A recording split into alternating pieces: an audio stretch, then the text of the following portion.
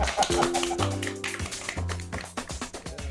right, welcome to another edition of Bad Movie Night, or worst movies ever made. And some of these movies we've watched are definitely the worst movies ever made. Let's not bring it up. Yeah, I know. Let's just move on. When we're going to move on, not talk about that movie. Foolish. So tonight we're going to watch and discuss The Mighty Peking Man. Dare to enter the world of Goliathon. Is it one of the world's worst movies? Well, I'm not sure. We're going to have to see when we watch it. And with me tonight is... Jared Peking Man Carlson. I don't know. There's a gorilla on the cover. When were people making these sort of, I'll give you a clue, rip-off movies? So what was it ripping off in the 70s? I mean, it looks like it's ripping off like 3 or 4 different things. King Kong. King Kong, obviously. Yeah, it was Dino De Laurentiis' King Kong. Yeah. That was the So is reason this like for this. 78 or 79? Mighty Peking Man. This was made. It was released in 1977 to cash in on The most exciting original motion picture event of all time.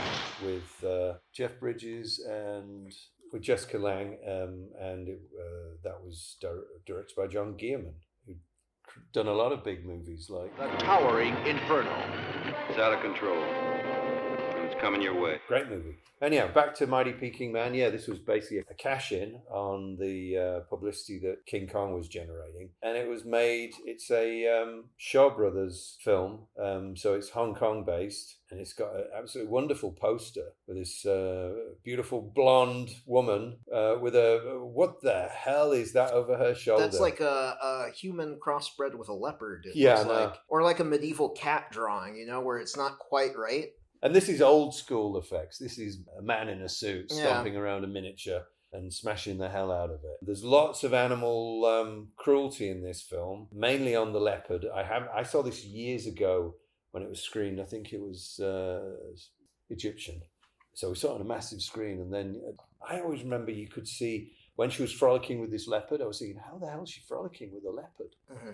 Well, one, it was obviously declawed because she's wearing next to nothing. She's got the tiniest fur bikini ever.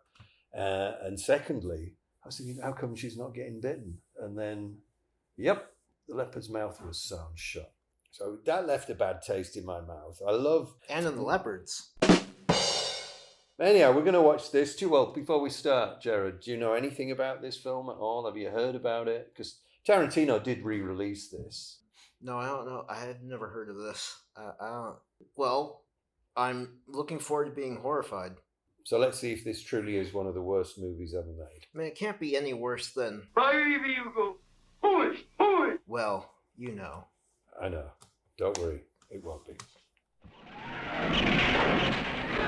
Action, excitement, spectacle beyond your wildest dreams. Quicksand! Goliathon is coming. All right, well, we've just finished watching The Mighty Peking Man. And is it a bad film? Is it one of the worst films ever made? Well, taking into account the animal cruelty, then yes. But if you ignore that, no. I know, it's very difficult. I have a problem with this film. Yeah. Because I love bits of it. And then I just see there's a leopard, and I think every big cat. A tiger as well had their mouth sewn shut. Yeah, and especially that leopard towards the end just looks so miserable. Yeah. And it's trying to talk. That part of it is just awful. The rest of it, all the miniature work, and I'm looking at the box. Most of the miniature work. Some of the miniatures did look like they were literally toys bought off the shelf. I don't mind that. But others looked like it was like really well done. Well, like the armored car miniatures were way too shiny. They should have hit that with like a dull coat or something. Because military vehicles are painted with flat paint. And those were way too shiny for what they were. Yeah, the best miniatures are always it's the Thunderbirds work, Yeah. 5, 4, 3, 2, 1. Thunderbirds are go. from all the Jerry Anderson stuff. Yeah. Oh my gosh, they were way ahead of their time. They were before. I mean, people always talk about 2001, but Kubrick was looking and hired the people from the Thunderbirds and the Jerry Anderson productions. Was it Derek Meddings and those guys? Yeah. You know, blowing things up with Fuller's Earth.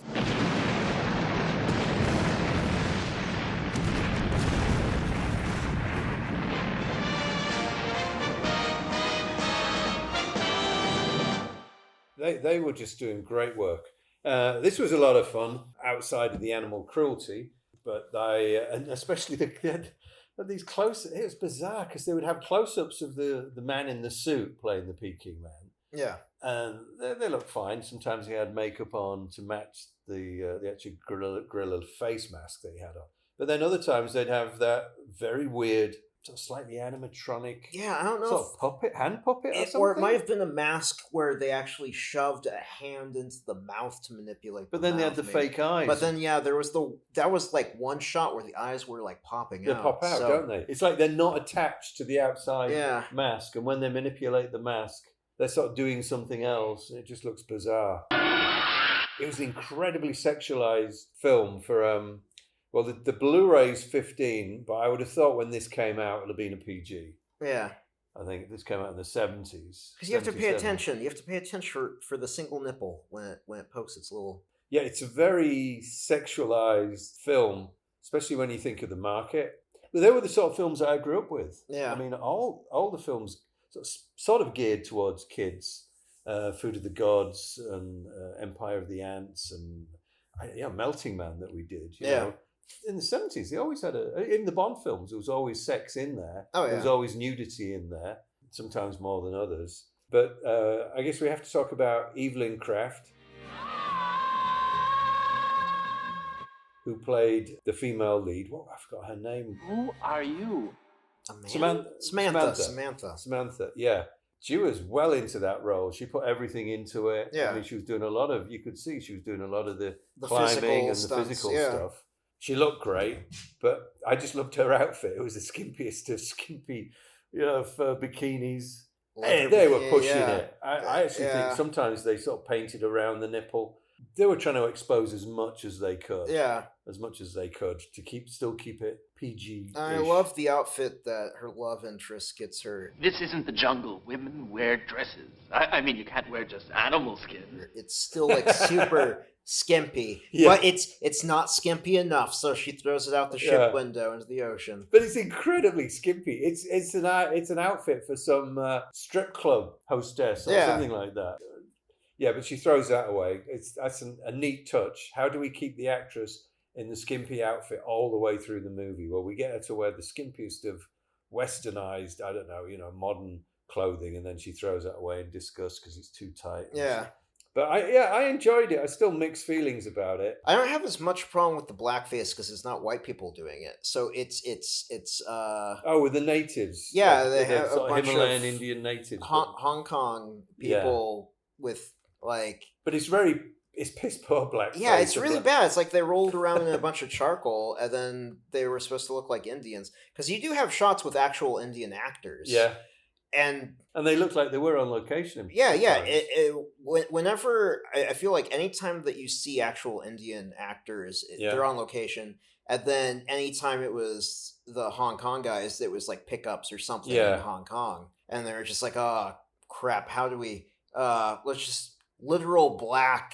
Yeah. I don't know I don't know if it was paint. It didn't. It looked chalky. Yeah, and it came off a lot. They had no one doing sort of like, retouching or anything. No, absolutely not. Because some shots looked like they'd been wearing it all day and no one had done any touch-ups.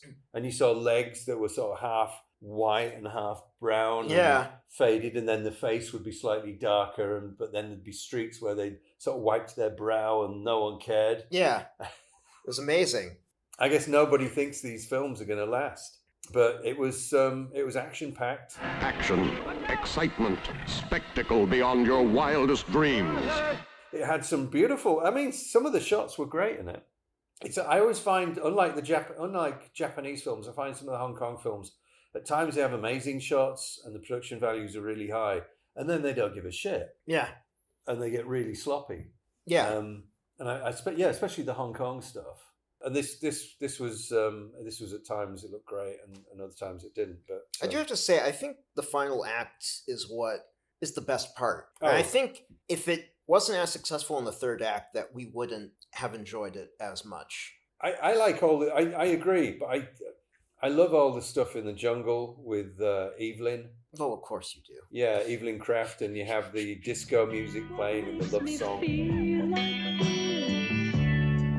I never knew what love could do. And it's beautifully shot through the jungle. You see her running in slow-mo, and you've got that nice depth with the foreground foliage out of focus. Yeah. And she's cameras racing with her as she's swinging and running through the jungle. And the fact that, she looks like, I don't know, talk about the blackface characters. It looks like there's no makeup artist in sight. No. But with Evelyn... Oh, yeah, it's always perfect. Perfect. And she's got lip gloss on, 70s lip gloss in Yeah. her hair. Even when her hair's messy, her eyebrows are perfect. And She hasn't seen another human being in, like, I don't know how old she's supposed to be in this. She was, like, what, 8 when their plane crashes, leaving her alone in the jungle? Yeah. And then at least 18. So, like, in 10 years, minimum 10 years, she hasn't seen another human being. But her makeup is on fleek, as the youths Well, would she say. could have, she had a mirror. Yeah, that's true. She did have yeah. And, maybe she would have run out of makeup over that period of time, but maybe, there were flowers around and, leaves and dirt. And, maybe she spent a lot of time making her own makeup. I mean, you got nothing else to do. Absolutely. You have a giant ape bringing all your food and stuff, so... So the story, Mighty Peking Man, it's pretty familiar.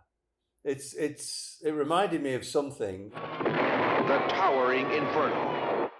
The Towering Inferno. Yeah, the was Towering it? Inferno. Yes. No, but I mean, it's obviously, it's a King Kong Yeah, story, it's but King the Kong. beginning is very similar. It's more like a Godzilla film, isn't Yeah. it? It's Where it's like this legend, and then they're like, we gotta go I mean, I guess it's still kind of like King Kong, because don't they know about King Kong, and then that's why they have the expedition? Yeah, find but him? King Kong lives on the island with all the other monsters. In this one, he just appears out of there's an earthquake. Yeah, and he's in the mountain itself or something. That is never explained. No. It's never explained who those native peoples were that he slaughtered. And they seem surprised. They're not worshipping him. They're like, holy crap! But they did have those pre-built catapults ready. It could have been for the elephants to protect themselves. Not that it did any bloody good, did it? Because the No. elephants stampeded and destroyed everything. Yeah. So I don't know, but if most films like this, there's usually some temple and there's clues and There were ruins, but it's never explained. Yeah. So overall, again, the animal cruelty, the sewn up lips of the big cats, the leopards, that stopped. I mean, It's not good. it's not good. I enjoy the rest of it, but I always feel guilty about enjoying it. But it's definitely not. It's not a badly made film. It's definitely not slapstick of another kind. It's going to be hard. Let's not mention that film. Well, I've got the poster staring at me on the I wall. know you do, But the poster's fantastic. Just ignore it. I see when I look at the poster for Slapstick of Another Kind, You see possibilities. I see a different film. Yeah. I see a film that's well crafted, funny, got some great stars in,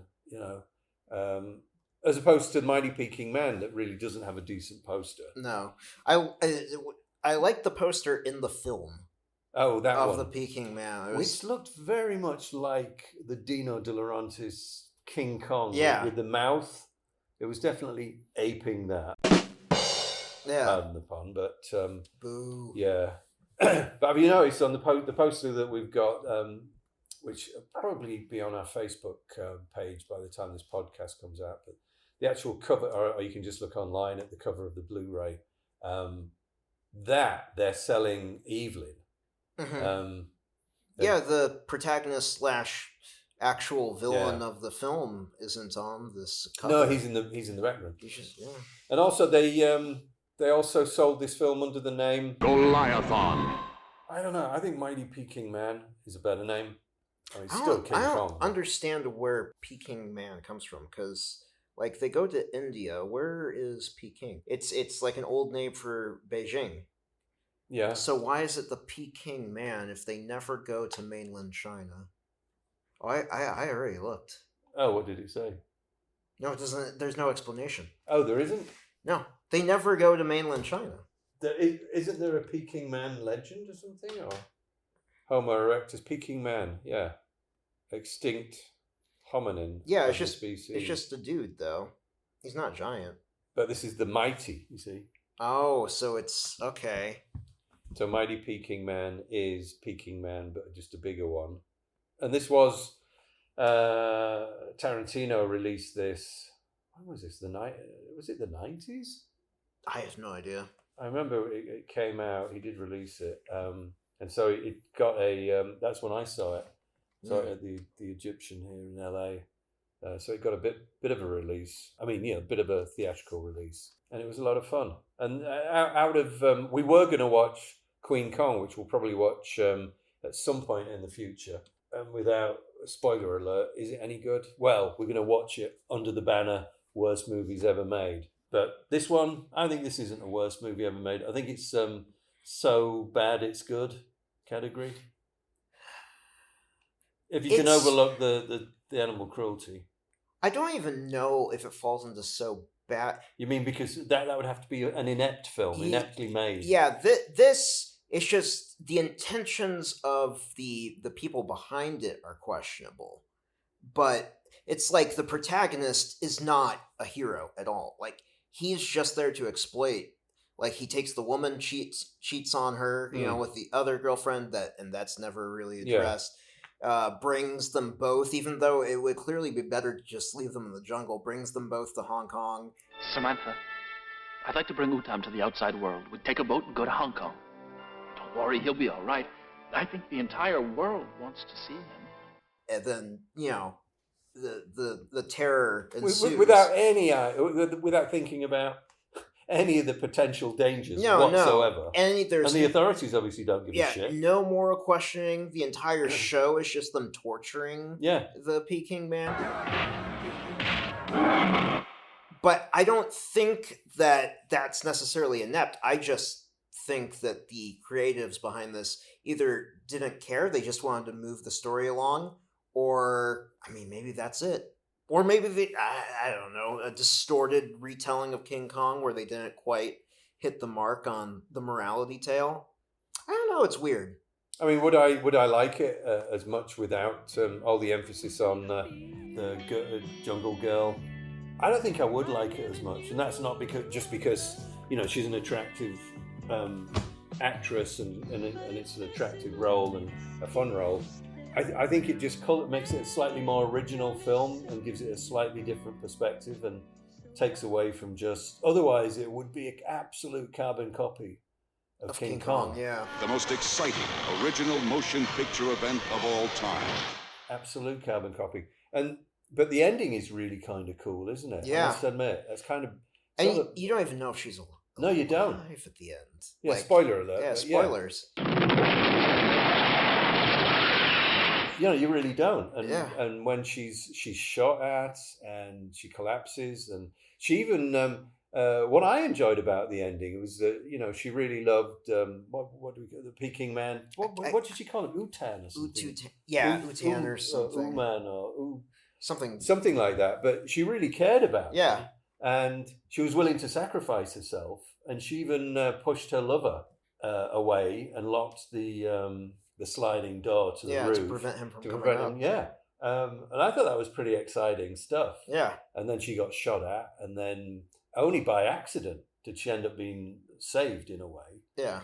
And then the hero, quote unquote, he finds her, picks her up, and the film ends, and we don't know if she's dead or alive, and I like that because he doesn't save the day, he doesn't do anything. No, he's the villain. Yeah. It's his fault that everything happens.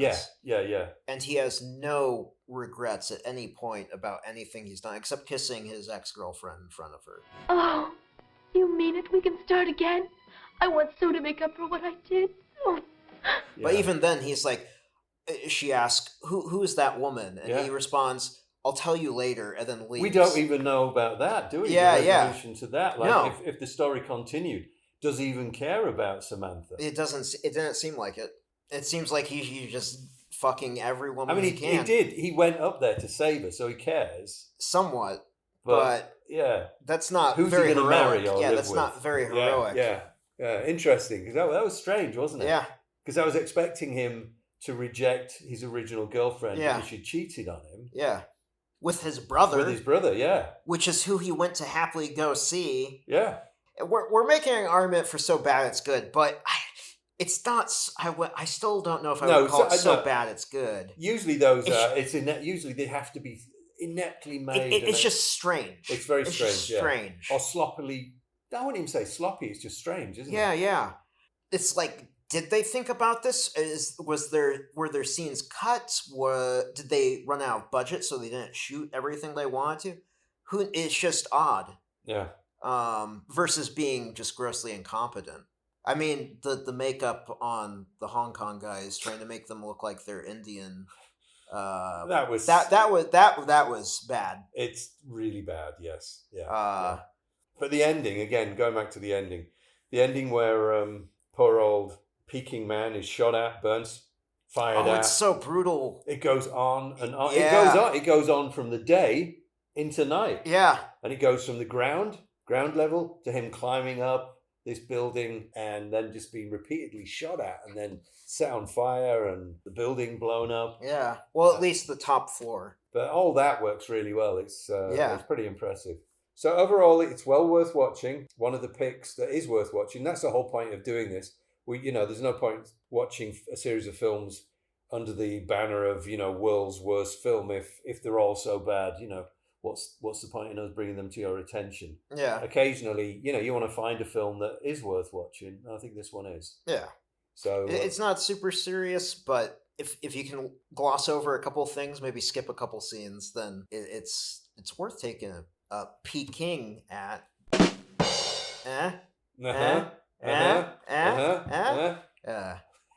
On that note, on that bit of monkey business, we'll stop aping around and say goodbye, and you'll see us another time for another world's worst movie. Ta-ta.